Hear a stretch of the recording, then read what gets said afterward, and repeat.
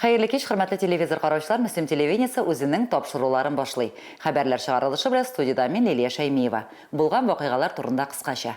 14 июль көнне районыбыз авыл хуҗалыгы формированиеларының урып җыюга әзерлеге тикшерелде. Хуҗалыкларда махсус комиссия эшләде. Табыннарыбызның муллыгы техниканың ашлыкны киптерү, саклау, җир эшкәртү агрегатларының, аларда эшләүче механизаторларның әзерлек дәрәҗәсенә турыдан-туры бәйле. Комиссия әгъзалары 8 хуҗалыкта булып, аларның урып җыюга әзерлеген тикшерде. Без бүген карап чыккан хуҗалыкта комбайннар яртылаш әзер. Мин бүген көндә әле пока барысында да эш беткән дип әйтә алмыйм. Карап чыгасы җирләре бар.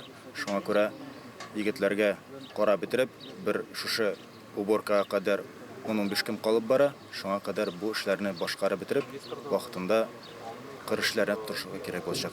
Комиссия комбайннарның герметизация дәрәҗәсен, суктыру һәм тагылма җайланмаларының төзеклеген карады. Комбайнчылар техникаларын кабызып, барлык үзелларны эшләтеп күрсәтте. Технологик таләпләрнең үтәлеше дә каралды. Электр сигнал бирү, янгын сүндерү чаралары, аптечкалар, комбайнчыларның махсус эш киемнәре белән тәэмин ителүе дә игътибардан читтә калмады. Бүгенге көндә безнең 15 комбайн, 15 механизаторлар белән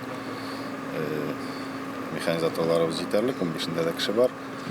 Техникалар бүгенге көндә 95% хәзер диергә була. Шуңа күрә запчасть буенча бүгенге көндә проблемалар юк. Бөтен әйбер кайткан, куеп үтәсе әйберләр бар, конечно, аны каршы кыска вакытта шушы бер көндә механизаторларыбыз бетерә шин комбайннарны. Безнең бүгенге көндә комбайннарыбыз 100% әзер. 14 комбайныбыз чыга быел. Уңышыбызга дибез инде 100% шулай ук соляркаларыбыз кайткан, запчастларыбызны шулай ук алып кайтып бетердек, комбайннарны ремонтлап бетердек. Артыннан шулай ук безнең инде исәп быел авыр лучильникларны чыгарга дибез. Теге дополнительно шул саламны эшкәртер өчен. Комбайннарны запчастлары кайту белән сразу ясый башладык, сразу bütün әйберне сорау белән сразу бирәләр запчастларын сразу. Директорлар әйбәт безнең сразу әйтү белән bütün әйберне эшлибез. Алла берсе әйтү белән чыгып китәбез инде. Комбайннар уже әзерләп бетерәбез. Батнадала берсе инде. Беренче елны керү белән кейстә эшләгәнем. Анасы яңа комбайн кайтты, яңа комбайнда эшләдем.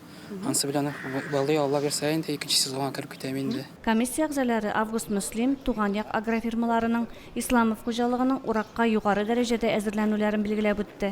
Калган хуҗалыкларның да комбайннары әзерлек сызыгында.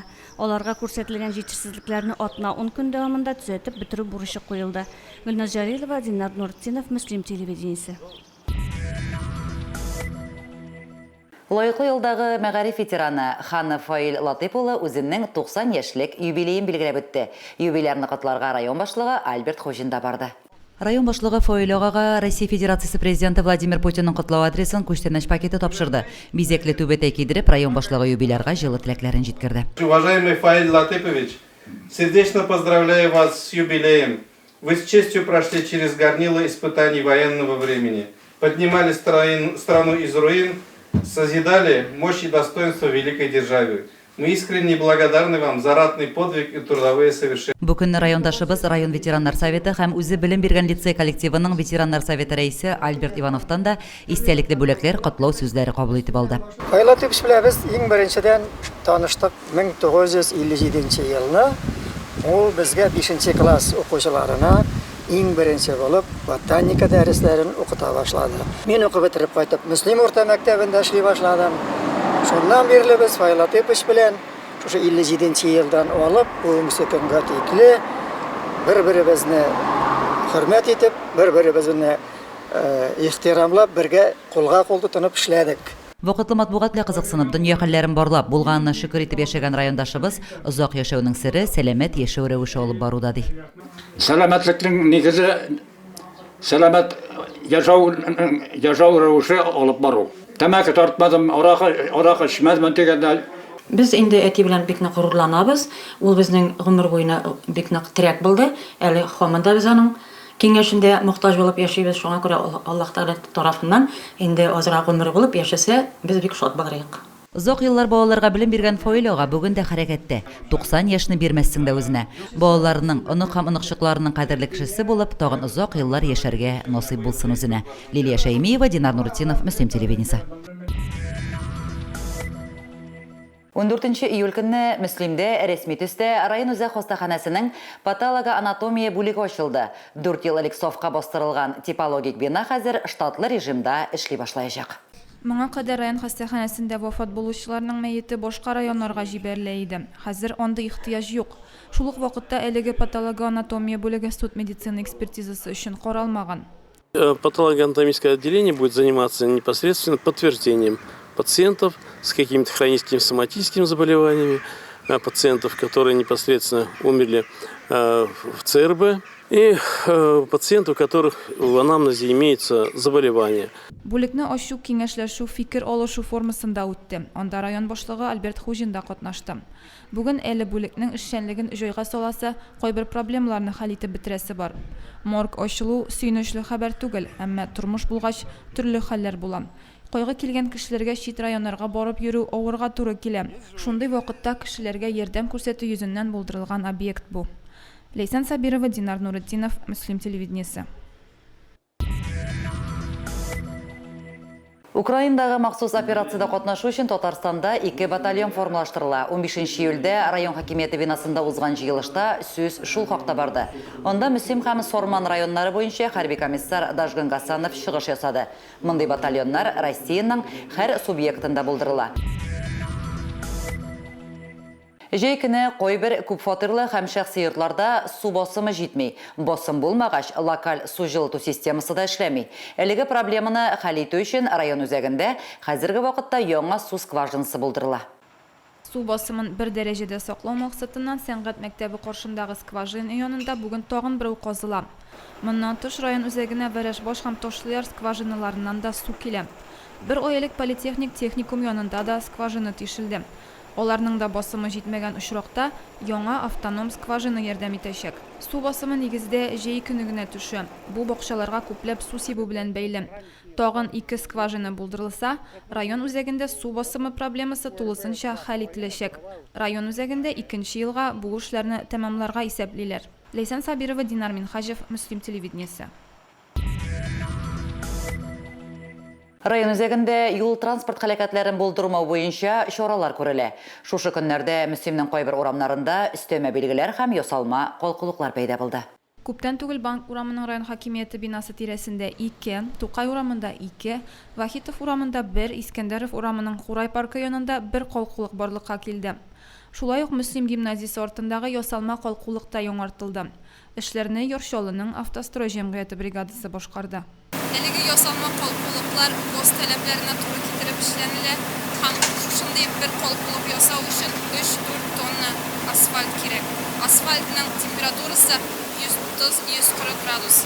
Барлыгы район үзәгендә 22 юл билгесе урнаштырылды. Шуның 4-се аккумуляторлы, ягъни утлары яна торган. Аларда сак булыгыз, балалар дип язылган. Ясалма калкулыклар янына 14 юл билгесе һәм җәяүлеләр өчен юл киселешенә 4 билге куелды дип хәбәр итәләр Мөслим авыл җирлеге башкарма комитетыннан.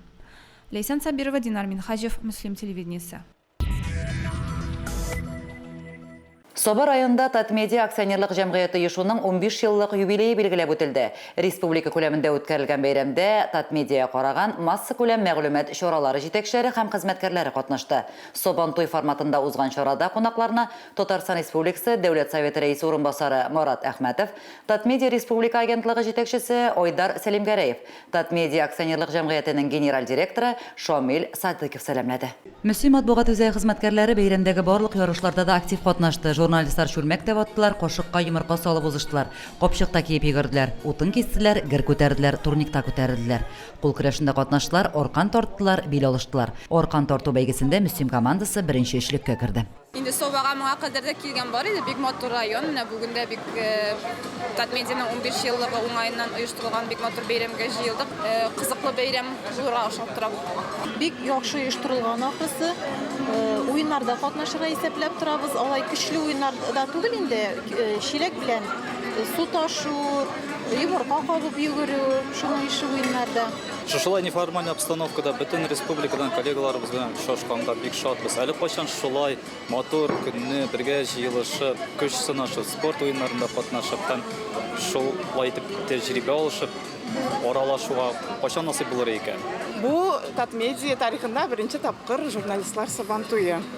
Шуңа күрә дә безне бик каты хис кичерешләр итәләр. Юбилейга килгәндә 15 ел күп срок түгел.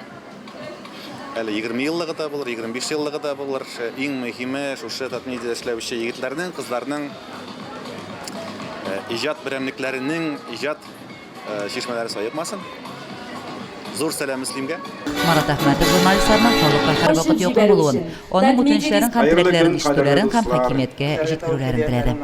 Мин айрым хөрмәтемне җиткерәсем килә муниципаль район дәрәҗәсендәге филиалларга. Чөнки алар безнең халкыбызга, газет укучыларыбызга, тыңлаучыларыбызга бигрәк тә якын. Алар киңәшчеләр дә, алар сердәшләр дә, алар яклаучылар да. Шуңа күрә менә халкыбызның тормышын сездән башка һичшиксез күз алдына китереп булмый. Республика тормышын Татмедиадан башка күз алдына да китереп булмый. Һәр йортка бүген Татмедиа басмасы, газета, журналлар килә. Киләчәктә дә бергә калыйк. Лилия Шәймиева, Динар Нуртдинов, Мөслим телевидениесе. Җәйнең кыл уртасында үзенә генә хас йолаларны, гореф-гадәтләрне саклап яшәүче Крешен халкы бик матур һәм үзенчәлекле булган Петров бәйрәмен үткәрә. Быел да бу чара төрле уеннар, бүләкләү мизгелләре белән үрелеп барды. Яңа Уса авылында зурлап үткәрелгән бәйрәмдә район башлыгы Альберт Хожин да катнашты. Бәйрәмнең тарихы ерак гасырларга барып тоташа. Петров җыр, табигать һәм чәчәк бәйрәме. Инде ничә еллар бу традиция дәвам итә. Һәр вакыт шушы көнне без Петров бәйрәменә җыелабыз. Инде Ходаем барлык кешеләргә дә исәнлек, саулык бирсен. Күкләребез аяз һәм тыныч булсын. Яңа Уса авыл җирлеге башлыгы Мөслим районының Крешен иҗтимагый оешмасы җитәкчесе Галина Романова бәйрәмдә катнашучыларны сәламләп, тәбрикләүләрен җиткерде. Традиция буларак җирлекнең иң өлкән кешеләре 93 яшьлек Елена Семенова һәм 84 яшьлек Иван Собинга истәлекле бүләкләр тапшырылды. Бәйрәмдә алтын һәм көмеш туйларын билгеләп үтүче парлар да хөрмәтләнде. Монда ихласлык, монда кунакчылык, монда ниндидер бер табигать белән аралашу, монда ниндидер бер җылы хисләрне инде туймый калмыйсың. Очень нравится, обстановка здесь красивая, погода, соответственно. Әлеге Петров бәйрәменнән соң эшләр нык башларга бетте. Шул үлән, шәндер хәзер. Шуның кыргызларның беренче ни булган инде. Туган тумачалары кайта ераклардан. Менә быел да көн бик матур итеп ачылып китте. Туганнар, дуслар, җыелалар. Табигатьне олылау, аңа табыну, булганына шөкер итү, матурлыкка мәдхия җырлау, икмәкләрне җыеп алу алдыннан ял итү бәйрәме дә ул Петров. Яңа Уса авылында бәйрәм быел да гөрләп һәм шаулап узды. Лилия Шәймиева, Динар Минхаҗев, Мөслим телевидениесе. Вакытлы матбугат белән райондашларыбыз яратып таныша. Аеруча газета журналларга өстенлек бирә мөслимлеләр. Үзәк китапхана хезмәткәрләре үз укучылары белән лаеклы төстә горурлана ала. Үзәк китапханәдә китаплар белән генә түгел, вакытлы матбугат белән дә танышырга була. Газета журналларны һәркем дә өенә алдыра алмаска мөмкин. Өлкән буын өчен китапханәгә бару аралашу чарасы да. Ирек мәйданы, Шәһри Казан газеталары, Мәдәни җомга газеталарын яратып укыйм. Андагы материалларны, андагы хикәяләрне, андагы шигырьләрне бигрәк тә яратып укыйм. Сөембикә журналын яратам. Һәм шулай ук сәхнә журналларын, һәм аларның килгәнен көтеп торам. Бигрәк тә үзебезнең авыл утлары газетасын ул атнага 2 тапкыр килә. Газета журналларны китапханәдә өйдә бирәләр. Арада сорау зур булганнары, аеруча яратып укылганнары да аз түгел. Мөслим үзәк китапханәсе бүгенге көндә 21 газет һәм 23 журнал яздырып ала. Безнең укучыларыбыз аларны бик яратып укый. Алар өчен әлеге журналларны без өйгә дә биреп җибәрәбез. Шулай ук безнең үзәк китапханәдә уку мөмкинлеге дә тудырылган. Иң яратылып укылган журналлардан безнең Сөембикә, Казан утлары, безнең Мираж журналлары. Аларны инде безнең өлкәннәребез бик яраталар. Яшьләребез Шаян белән Ялкын журналын үз итәләр. Балалар китапханәсендә дә журналларга язылалар. Китапханәчеләр балаларга кызыклы язмаларны үзләре үк тәкъдим итә. Балалар бигрәк тә Сабантуй журналын бик яратып карыйлар. Анда юл йөрү кагыйдәләре турында да бар. Һәм Смешарик журналы белән танышып китәләр. Анда наклейкалар бар, аларны ябыштыралар. Лабиринтларны яраталар. Менә филины карыйлар алар, шаянны карап утыралар. Яңа саны кайтты дип көмеш кыңгырауны күрсәтәбез үзебез. Я не особо так часто хожу в библиотеку, но забираю иногда тут книжки почитать иногда. Иногда здесь прям читаю. А что именно читаешь? Что нравится? Энциклопедии мне нравится читать. А журналы? Не особо нравятся мне журналы. Гомумән алганда гаджетлар популяр булган чорда вакытлы матбугатка кызыксыну кимемәүсе индерә. Мөслимне киләчәктә дә укырга яратучы районнар арасында күрергә язсын. Римма Авзалова, Динар Нуретдинов, Мөслим телевидениесе. 16 июльдә Акыйлгасның Наратасты күпер янынан 3 сал кузгалып китте. Су Одиссеясы дип исемләнгән бу чара 2009 елдан бирле оештырыла. Салларны егетләр үзләре проектлый һәм суга төшерә. Одиссея башланган урында безнең иҗат төркеме булып кайтты. Ак буйлап сәяхәткә 3 сал кузгалды. Китүчеләр, озатучылар шактый җыелган иде.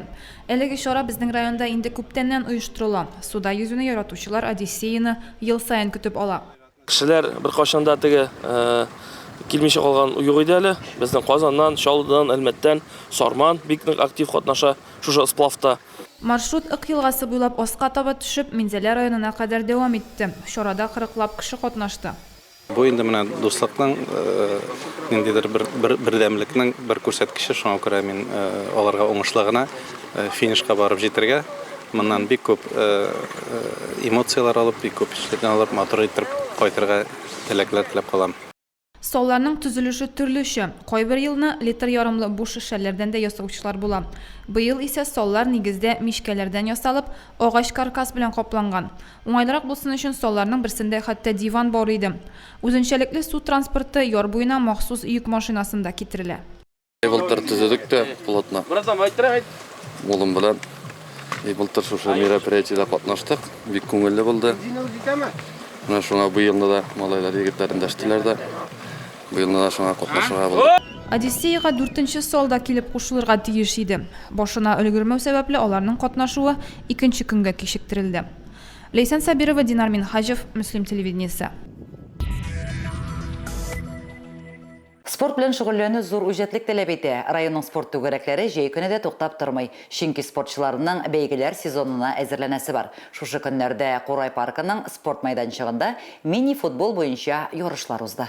14 июльдә узган мини-футбол буенча турнирда 4 команда очрашты. Турнирны тренер Илфат Хафизов оештырды.